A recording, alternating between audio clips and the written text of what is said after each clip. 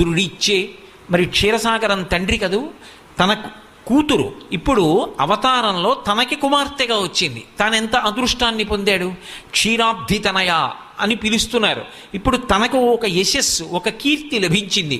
అందుకే ఆవిడ కట్టుకోవలసినటువంటి పచ్చని పట్టుపుట్టాన్ని గబగబా వెళ్ళి ఆ పాల సముద్రం, ఆ క్షీర సముద్రం తీసుకొచ్చి ఆవిడికి సమర్పించింది. కాబట్టి కట్టంగ పచ్చని పట్టుపుట్టపు దోయి ముదితకు తెచ్చి సముద్రుడిచ్చే.